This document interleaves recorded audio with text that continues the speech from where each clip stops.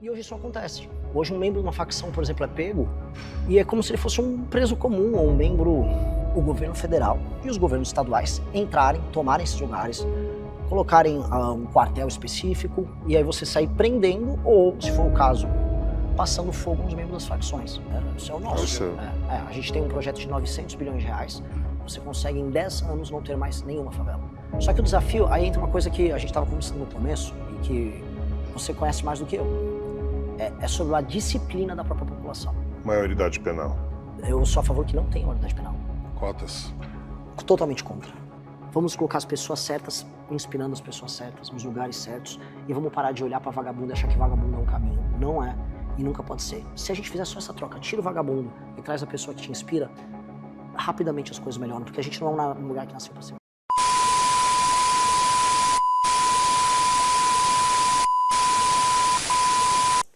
Vamos falar de proposta, Renan? De qual área que você gostaria de ouvir? Primeiro, que está muito difícil para nós. Nós temos duas áreas muito ruins no Brasil, mas eu acho que hoje a principal é a segurança. Sim. O que você tem de proposta para nós brasileiros na área de segurança? É muita coisa, e essa foi a área que eu acabei ficando mais conhecido no início da pré-campanha. Porque era, em resumo, um tema que a gente nunca abordou como país, como os outros deveriam, como os outros abordam, e a gente nunca deu atenção para a ideia de que o Estado não consegue resolver um inimigo interno que existe, que são as facções, e que na prática a gente... Caralho, 47, estamos... Você estava em 33, fomos para o 40, agora é 47. A gente progride. Carga... 12? 12, se possível. Se não for possível, 10. Então vamos que vamos. Não acelera, tá igual. Todos iguais. 7. Bem, 1, mais 1, calma, 2. Ótimo. Aí a gente já começou a chegar no padrão que eu queria. Entendeu? Agora continua. Quando a gente fala desse lance de segurança pública, o que você tem a dizer? Então, o Brasil nunca enfrentou as facções de verdade. Então a ideia, no início a gente falou, vamos trazer para cá, foi uma coisa que eu conversei muito com o Aldo, a ideia do direito penal do inimigo. Então tem um direito especial para quem está numa condição especial. Então um membro de uma facção, por exemplo, ele perde a presunção de inocência. Que é assim, se você aborda alguém na rua, ou a pessoa tem um processo normal, por exemplo, a pessoa bateu um carro, está sendo, sei lá... Bebeu. Tem uma investigação, ela tem a presunção de inocência. Sim. Se uma pessoa, ao longo de uma investigação, é descoberta que ela é membro da facção, quando ela é abordada, ela é crime inafiançável, ela não tem progressão de pena, o Estado é muito mais veloz na hora de pegar ela, ela não dispõe de certas prerrogativas básicas que um bandido comum, que não é membro de uma facção, tem. Isso permite que o Estado seja muito mais eficaz na destruição da facção criminosa. E hoje isso não acontece. Hoje um membro de uma facção, por exemplo, é pego e é como se ele fosse um preso comum, ou um membro, ou uma pessoa comum que cometeu um delito, um crime. Então a separação que a gente faz, através da lógica do direito penal do inimigo, ela permite uma velocidade e uma eficácia do Estado similar ao que certos estados têm quando vão combater organizações terroristas. Por exemplo, os Estados Unidos, quando detecta que alguém é da Al-Qaeda, sabe? Sim, claro. E essa é a primeira coisa. A segunda é o entendimento de que mesmo com isso, não é o suficiente. E por que não é o suficiente? Porque as facções, elas já tomaram... Vou botar aqui em percentual, vamos botar... Tem 40 milhões de pessoas que vivem 25% geralmente. Sob o jugo do crime organizado. Sim. Ou seja, as pessoas têm que alterar a dinâmica de vida delas, tipo, o jeito que ela sai de casa, a regra, se ela pode usar um Uber ou não. Agora mesmo na Rocinha, no Rio de Janeiro, o Comando Vermelho passou uma ordem, se você pedir qualquer aplicativo, Uber ou Uber Moto que tem, você toma tiro. Aí deram uma surra de paulada no morador numa favela lá no Rio agora, porque ele não obedeceu isso. Ele acabou pegando um Uber, ele achou que o Uber ele já estava fora da área do Comando Vermelho. Aí o Comando Vermelho, não, aqui não pode. Deram uma surra de pau no cara. Eles têm um próprio sistema também agora de aplicativo? Tem. E eles estão, e assim como quase todos os outros sistemas de internet, gás, essas coisas, eles já que é onde está o faturamento milionário deles. Então, essa é uma situação excepcional em que o direito penal do inimigo se aplica, mas o Estado vai ter que acelerar a atuação dele, porque nós temos que libertar essas mais de 40 milhões de pessoas. E aí entra a ideia, e assim, os outros candidatos, sem querer ser crítico, mas já sendo, eles estão imitando essas coisas. Eu fui o primeiro a trazer a ideia do jeito para o inimigo para o debate público no Brasil. E aí agora os outros estão falando, beleza, ótimo, que todos falem. Agora, a da guerra contra o crime, especificamente, eu não vi ainda. Que é colocar em estado de defesa, que é um status especial que existe dentro da Constituição, favelas e cidades que estão sob o comando do crime. E aí, com o auxílio das polícias e das Forças Armadas, o governo federal e os governos estaduais entrarem, tomarem esses lugares, colocarem um quartel específico, e aí você sair prendendo, ou, se for o caso, passando fogo nos membros das facções. E ali você liberta essas pessoas. Com uma legislação, aí sim entra o direito penal do inimigo já válido, montar uma nova facção passa a ser muito penoso, passa a ser muito difícil. E é uma guerra que duraria no mínimo 2 anos. Buqueilizar o Brasil. É isso. É fazer o que ele fez e entendendo que o Brasil é diferente. Por exemplo, você vai pegar o PCC. O PCC ele opera no Porto de Santos, opera na Baixada Santista, opera lá para Mato Grosso do Sul com a entrada da droga. Ali você vai ter que usar aeronáutica para pegar os aviões que entram com a droga pela Mato Grosso do Sul. Você vai ter que tomar a Baixada Santista inteira. Você vai ter que fazer uma intervenção no Porto de Santos. Então, com o PCC é uma estratégia. Comando Vermelho é recuperação de território. Toma as cidades deles, é igual jogar War. Então, o governo federal vai ter que fazer uma super estratégia articulada. E esse é o mérito principal do nosso plano. A gente articularia com os governadores e o governador que não quiser ajudar, a gente faz uma intervenção no estado dele. Vou dar um exemplo. Bahia e Ceará, os governadores não... Acho que eles não cooperam na luta contra o crime. Na verdade, minha experiência nesses 2 estados, o que mais me parece é que eles cooperam com as facções.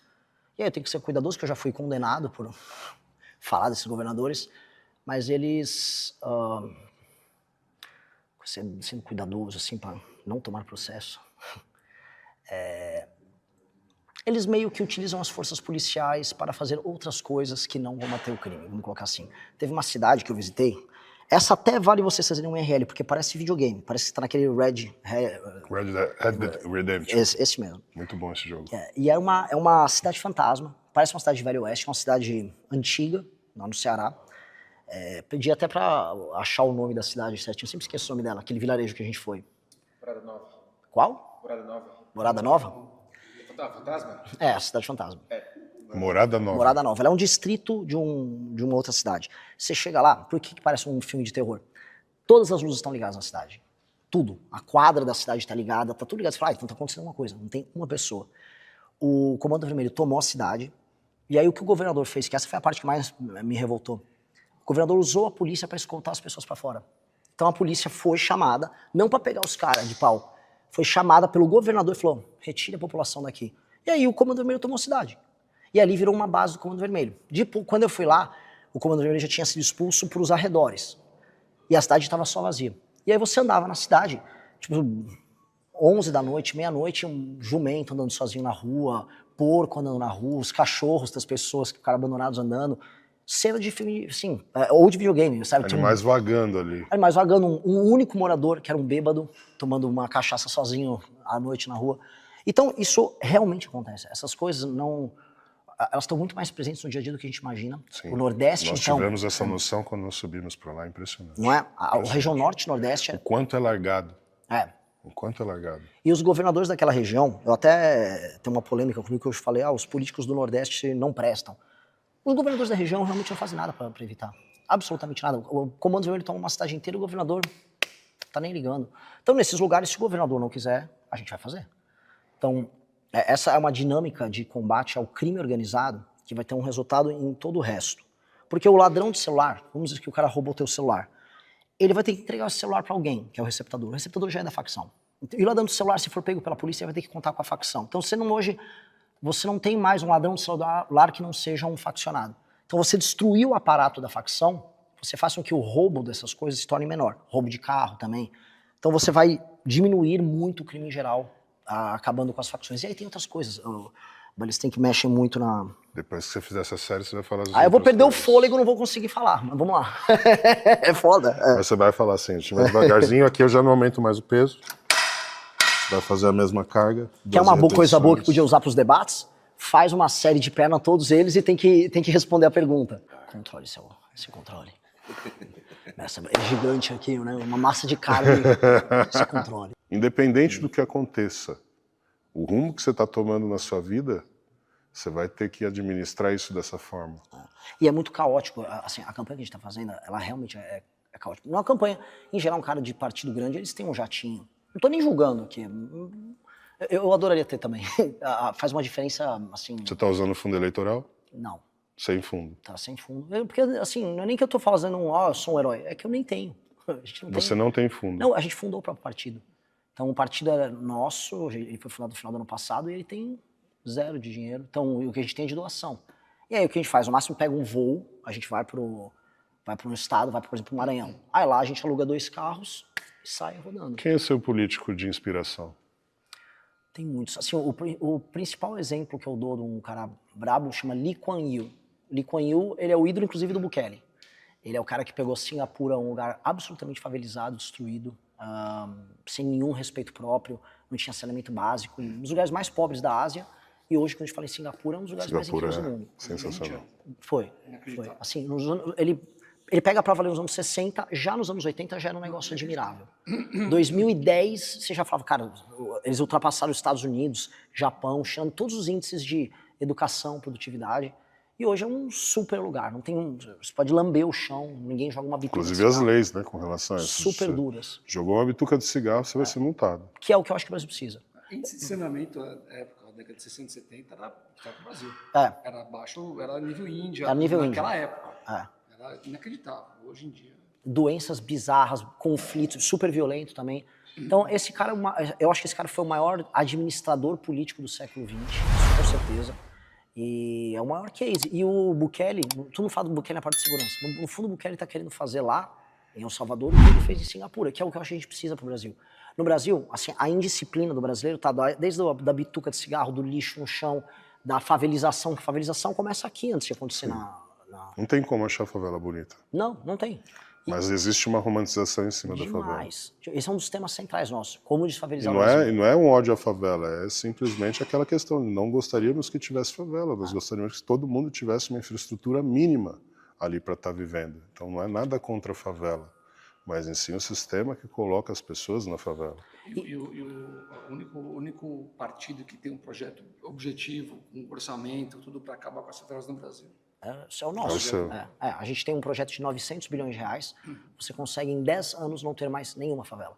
Só que o desafio, aí entra uma coisa que a gente estava conversando no começo e que você conhece mais do que eu. É sobre a disciplina da própria população. Então, eu vou falar coisas que as pessoas no início vão discordar, mas que foi feito em Singapura.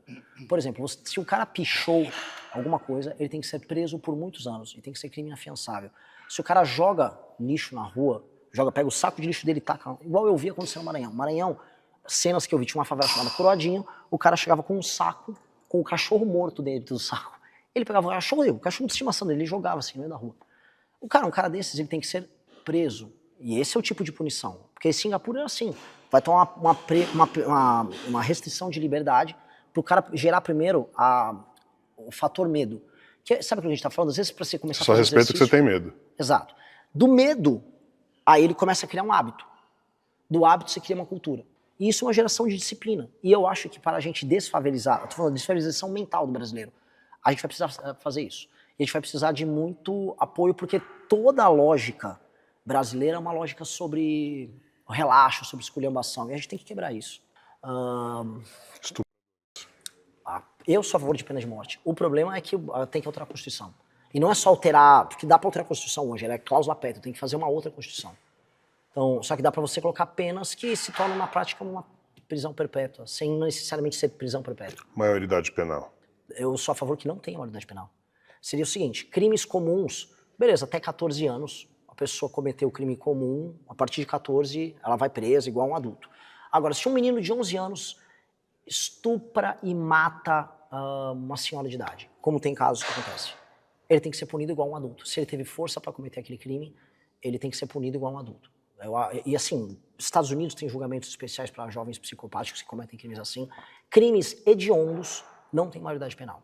Porque só jogar para 16, você só diminuiu um pouco o campo do problema. Você diminuiu a janela em 2 anos. Só que ainda haverá o problema. Vamos puxar agora a janela para esses meninos de 14. Que é o que vai, mas e é óbvio, só vai acontecer a cooptação antes. Então, joga para 14, porque antes disso o menino já começa a não ter muita força física, não é a mesma coisa, não tem nem a cabeça para o cometimento do crime. Agora, há os casos excepcionais. 2, lembra da respiração.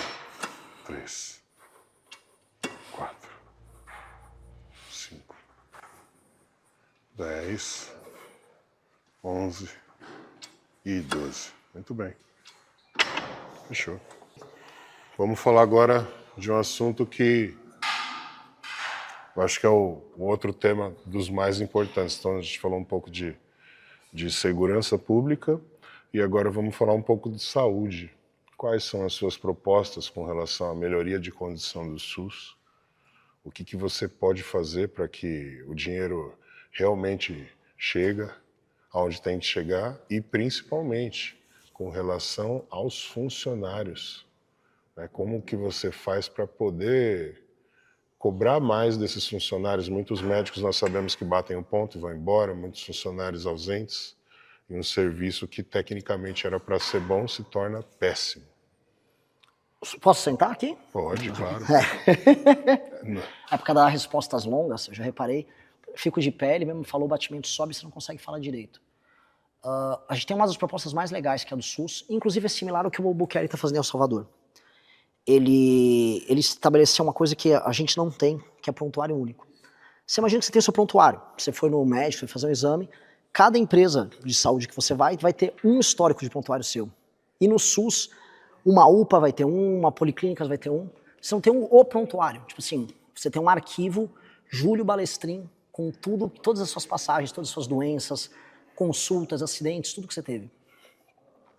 Qual a ideia? Criar um prontuário único, que é uma demanda que o SUS todo reclama em todo o país, e você tem a inteligência artificial, hoje, colocada, e o tal do machine learning, que vai poder antecipar, por exemplo, ó, esse cara tá hipertenso, ele tem histórico de diabetes na família, ele tá obeso, come mal, cara, esse cara vai ter diabetes nos próximos anos. Então vamos mandar um agente de saúde de maneira preventiva na casa dele, para ir conversar, para estabelecer uma dieta, para colocar exercícios físicos, para fazer um acompanhamento e fazer isso através de um aplicativo, que é um aplicativo geral. El Salvador trouxe esse aplicativo, fez em parceria com o Google, tá tipo, revolucionando. Você consegue, por exemplo, você citou o negócio dos médicos. O médico, às vezes, ele dá um migué, todo mundo sabe. Tem médico que ele trabalha num convênio, tem um consultório e cumpre um horário dentro do Bate SUS. o ponto ali no SUS e vai trabalhar no consultório dele. O horário dele, que pertence ao SUS, vai ficar permanentemente disponível para o SUS. Então, se você é uma pessoa que mora em Guarulhos e não tem um médico para te atender naquele instante, mas você vai no aplicativo, vai ter um médico eventualmente em Caxias do Sul ou em Cuiabá apto a te atender. Ele tem que te atender por teleatendimento na hora. Então você começa a tirar os atendimentos, depois os exames, as filas dos exames, tudo muito, muito mais rápido. Porque como ele está conectado no sistema, ele não consegue ficar offline. Ele recebe o chamado na hora e ele é obrigado a cumprir. Porque a maior parte das doenças que acabam se tornando doenças crônicas ou que geram gasto ao longo da vida são doenças baseadas em comportamentos ruins. Ou obesidade, ou falta de exercício físico, alimentação como um todo ruim, hábitos ruins.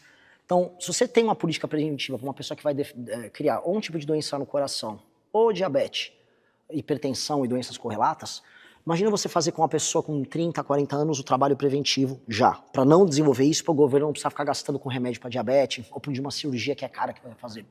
E aí você vai fazer um trabalho sério para alimentação, e você poder medir isso através do aplicativo, alimentação e exercícios físicos, e aí fazer essa política de retirar impostos em toda a cadeia de academias e também em lugares de treinamento de luta, etc., para que a pessoa que estiver fazendo exercício físico recorrente não pague nenhum imposto nisso aí.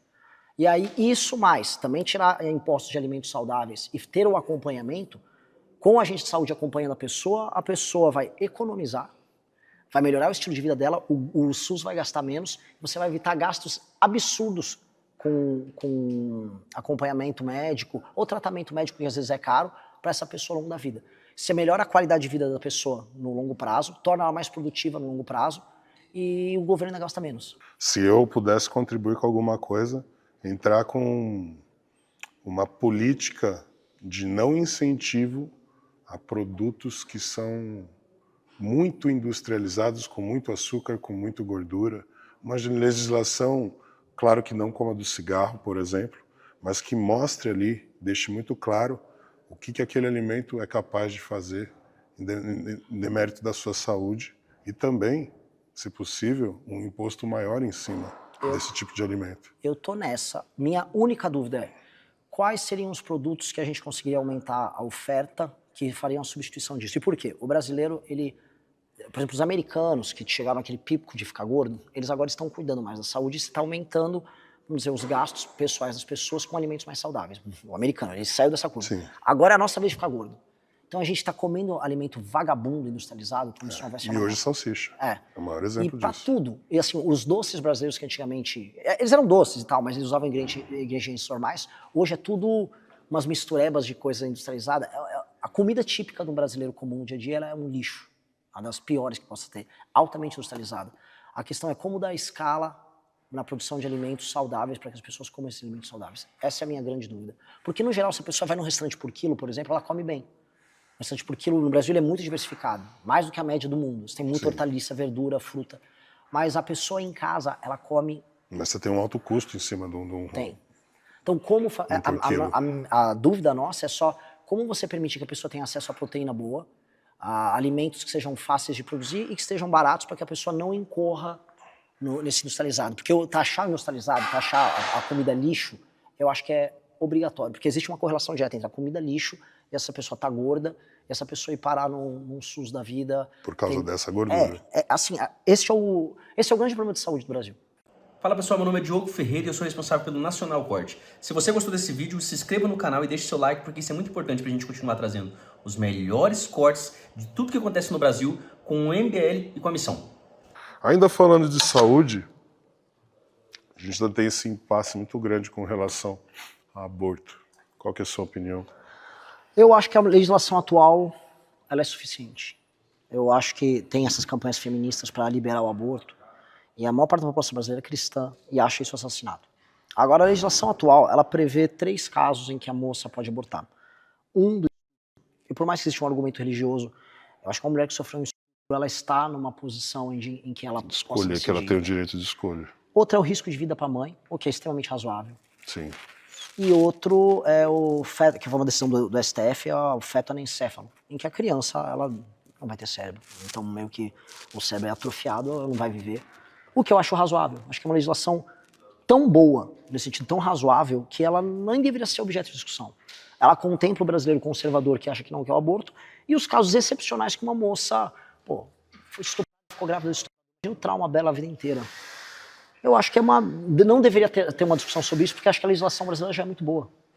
Então, quem fica discutindo a hiperlegalização do aborto, eu acho que está só... Sabe querendo gerar conflito social? Acho que é uma discussão tão infantil, porque se fosse você, a moça vai correr o risco de vida, ela vai morrer com essa gravidez. Tem várias moças que passam por isso. E está proibido, ela... Seria uma discussão séria sobre risco de vida, mas não é sobre isso. A discussão, assim, é se o SUS, uma moça acabou com o namorado dela não tendo uma relação protegida, se o SUS vai ficar transformando aquilo num processo em escala industrial. E as pessoas acham isso perverso. Então, eu acho que é uma discussão, a meu ver, que não deveria estar acontecendo. Acho que é uma perda de tempo em termos de política pública. O imposto sobre fralda, o que você vai fazer com isso, Renan? Eu não sei qual é a alíquota de imposto sobre fralda. É uma boa pergunta, porque assim, as famílias de classe média, o gasto que eles têm com fralda é assustador. Eu tô entendendo disso agora, cara. Assustador. Tô passando por isso, cara. É muito difícil. E assim, a população não está tendo menos filhos hoje em dia, bem menos filhos. E esse é um problema gigantesco.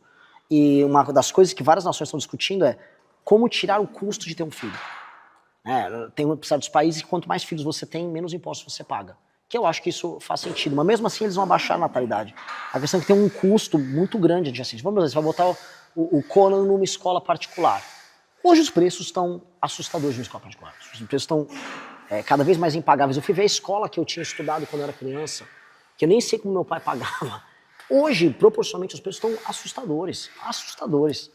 E se você é uma pessoa de classe média, você não vai comer mais em restaurante, sua vida vai estreitar muito se você quiser dar uma criação boa para os filhos. Falando já em educação, o que você tem de proposta, principalmente quando você fala de universidades federais e dessa anarquização que está acontecendo com as faculdades? Eu fiz faculdade pública, eu não fiz uma federal, eu fiz uma estadual que é a USP.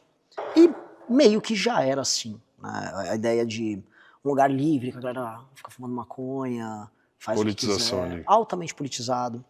Mas a que eu fazia, o nível da politização era mais alto no sentido positivo. Eu mesmo fundei um partido acadêmico lá, deu para disputar eleição, deu para ganhar a eleição contra a esquerda. Então, é um pouco diferente do resto do campus da USP. O problema é o seguinte, a politização ficou tão arraigada que você não consegue imaginar o que é uma universidade pública sem ser uma universidade pública de esquerda. Eu visitei algumas em Santa Catarina, especialmente na parte mais de exatas, em que a coisa é muito legal. Você tem projetos super legais, e a real é que boa parte dos projetos bons, em termos de pesquisa no Brasil, boa parte não, a maioria, vem da universidade pública. Então a gente não pode jogar o bebê com a água do banho fora, né? Então você tem boa parte das pesquisas em áreas matemática aplicadas saindo de lugares, Unicamp. Sim, se a gente pegar mesmo a ideia lá da pele de tilápia para queimadura. Muito bem lembrado. Isso vem da pesquisa pública. O que eu acho que tem que fazer? Que a China foi para esse caminho, o Japão já tratou disso há muito tempo. Vamos investir em exatas e biológicas. Vamos investir apenas naquilo que vai aumentar a produtividade do brasileiro. Então, eu preciso investir em programação, eu preciso linguagem, tudo que envolva a área de tecnologia, que nos Estados Unidos chamam de STEM, toda a área de STEM, e isso envolve pesquisa em engenharia genética, na parte de agricultura nossa, de ter, por exemplo, criação de inteligência artificial voltada para o banco genético brasileiro, para a produção de mudas e espécies para a gente plantar e crescer. Tudo isso vira dinheiro no final. Então vamos investir muito nisso. Geologia para a parte das terras raras. O Serjão vai ficar todo frio, mas é verdade, tem que ter muito investimento em geologia, química aplicada, toda a área de pesquisa para a gente fazer processamento na área de terras raras. Mete grana nisso. Agora, se o cara quer ser um advogado, cara, o Brasil é o país que mais forma advogado do mundo. Se você fizer isso, você tira o Brasil do terceiro mundo e ele joga ele para uma superpotência mundial. Isso, que é o nosso plano. Eu falo para todo mundo, o Brasil precisa virar um super país em 30 anos. O financiamento para as unisquinas, que tem muito unisquina por aí, que é a fábrica de vender diploma que não tem qualidade, não vai ter financiamento público para unisquina. Porque no fundo eu estou financiamento só o endividamento do cara, o cara não está pedindo nada.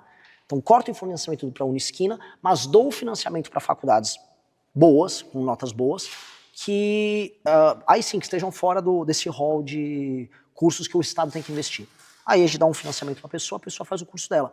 De resto, o Estado vai investir nas áreas que vão gerar renda para o Estado brasileiro.